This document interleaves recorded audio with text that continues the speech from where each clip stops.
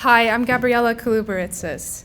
Phoebe and I have grown up together all these years at St. Mary's. We've worked on Tatler together, watched BuzzFeed Unsolved during A-Laps, and talked about different political and social issues while Phoebe knitted or embroidered.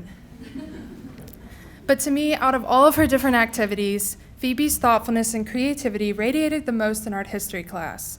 In our discussions, or even just in between the breaks of frantically scribbling down notes, Phoebe always had some insightful, funny one-liner ready to go. Phoebe also was the one, at the end of her modern art unit, to lead the sophomores' thank you to Mrs. Perlman by assembling our own modern art. A 4x8 poster with our sophomore faces photoshopped onto various cloud babies, frolicking through the sky next to our mother goddess, our teacher Prill. This parody of Maury's Pure Land still brightens up Prill's house today. The class of 2020 has been truly lucky to have such a fun, passionate, artistic thinker in our midst. I encourage all of you to give it up for the one and only Phoebe Lusk Hussong.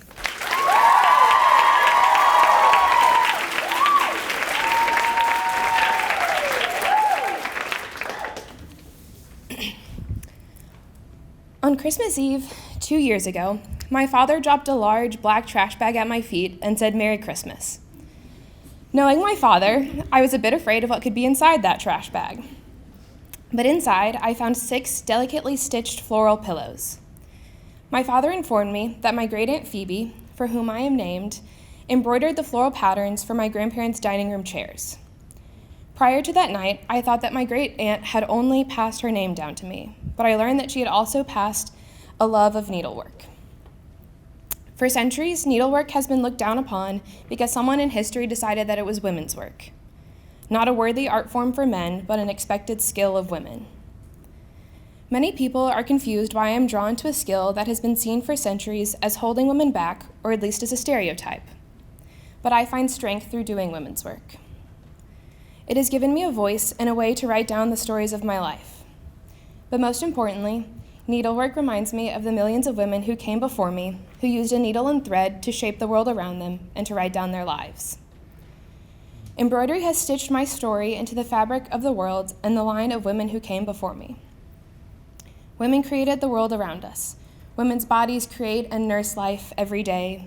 Women's hands have sewn and shaped the history of the world. They have created and destroyed, placing stitches into fabric and ripping them out. So yes, my favorite media in the world is women's work, but I could not be more proud. With each embroidery piece I make, I am picking up my needle and joining the line of women who came before me.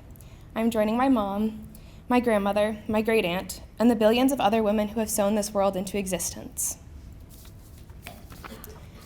I record my life through thousands of delicately placed stitches.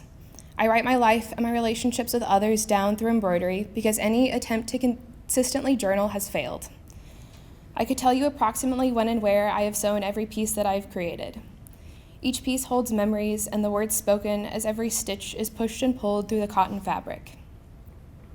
My embroidery serves as a journal entry for me and for the people I love.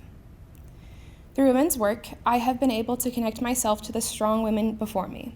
I have inherited skills from the line of women who have sewn a path for me in this world.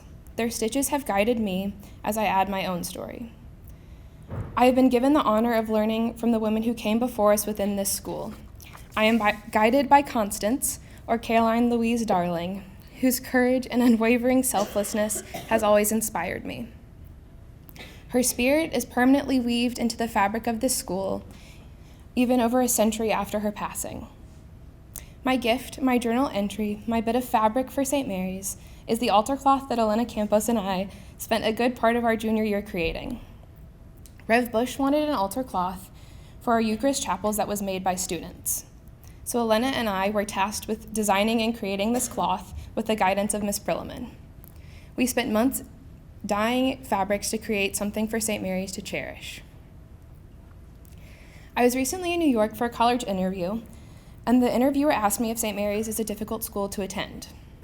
I had to be completely honest and say, I don't know. I've spent all of my life in this school. I know no difference.